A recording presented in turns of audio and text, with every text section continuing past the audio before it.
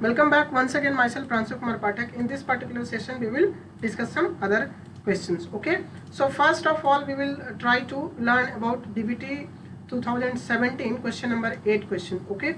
So try to understand what is the basic funda behind this question.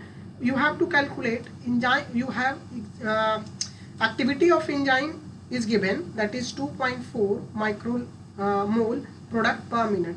तो ये आपको दिया हुआ है एंजाइम की activity. Okay. So total protein concentration in the solution is 0.8 mg. So what is specific activity. तो आपको क्या बताना है, स्पेसिफिक एक्टिविटी आपको बताना है. ठीक है. सो स्पेसिफिक एक्टिविटी क्या होता है, एंजाइम की प्यूरिटी को बताता है कि कितना प्रोटीन आपके पास प्यूरिफाइड फॉर्म में है, यानी प्यूरिफाइड फॉर्म में है. सो सबसे पहले आप क्या करोगे, इसके लिए फॉर्मूला होता है activity of enzyme that is micromole per minute बटा कंसंट्रेशन ऑफ एंजाइम. तो आपके पास क्या दिया हुआ है, ये आपको दिया हुआ है 0.34. ये है आपके पास एंजाइम की एक्टिविटी और आपके पास कंसंट्रेशन क्या है 0.8. जब आप इसको डिवाइड करोगे तो आपके पास आएगा 2.925. So right option is A. So correct option is A is the right. Okay. So come to the next question. What would be the number of protein would be present in 1 mg of protein having molecular weight 25 kilodalton. Okay. So 1 mg में जो protein की मात्रा होती है 6.02 into 10 to power 17 kilo Dalton.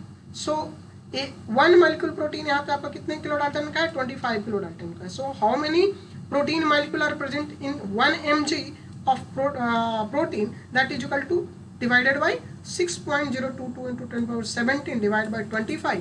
When you will solve this, you will find 2.4 into 10 power 16. So it will match to the option number B. So right option is B. समझ में आया. चलिए come to the next question.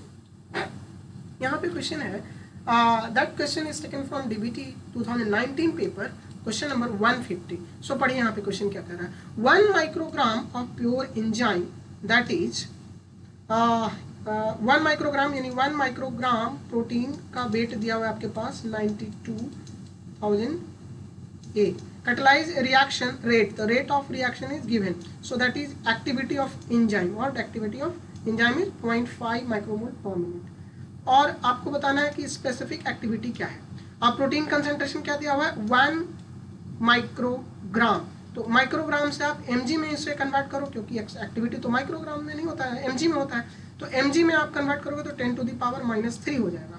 तो आप इसको क्या करो, ऊपर में आप एक्टिविटी लिखो, नीचे अपना कंसंट्रेशन लिखो. तो कंसंट्रेशन क्या हो जाएगा 10 टू द पावर -3. ओके. सो जब आप इसको सोल्व करोगे तो आपको क्या हो जाएगा, इसमें ऊपर 3 से मल्टीप्लाई करोगे तो आपके आ जाएगा 500 माइक्रोमोल पर मिनट. तो option number C is the right. So right option is C. समझ में आया. चलिए आगे बढ़ते हैं. सो यहाँ पे बहुत इंपॉर्टेंट है कि प्रोटीन का प्यूरिफिकेशन कैसे होता है और क्या क्या चीज़ें आपको ध्यान में रखना है. तो क्रोमेटोग्राफी क्या करता है, चीज़ों को और स्पेसिफिक करता है. आपने प्रोटीन निकाला, प्रोटीन में क्या होगा, बहुत सारे तरह के प्रोटीन होंगे. Your protein is not purified, that protein contain lot of protein with your protein of interest. Then what you will do, NINTA is a histidine dependent chromatography technique in which you can, अगर आपके पास protein में हिस्टैग लगा हुआ होगा तो NINTA chromatography के through क्या कर सकते हैं, आप उसे निकाल सकते हैं. ठीक है.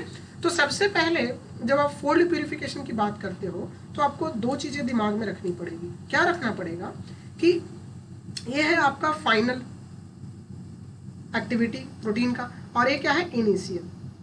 तो जब आपको फोल्ड प्यूरिफिकेशन बताना पड़ेगा तो final activity, final specific activity divide by initial activity आप करोगे तो आपको क्या मिल जाएगा, फोल्ड प्यूरिफिकेशन मिलेगा. चलिए तो इस क्वेश्चन को हम लोग सोल्व करने की कोशिश करते हैं. चलिए तो अब हमारे पास ए दिया हुआ है. तो सबसे पहले सेल एक्सट्रैक्ट क्या होता है ये समझो. आपके पास कोई ट्यूब दिया हुआ है, इसमें प्रोटीन है, तो आपके सेल्स भी तो होंगे.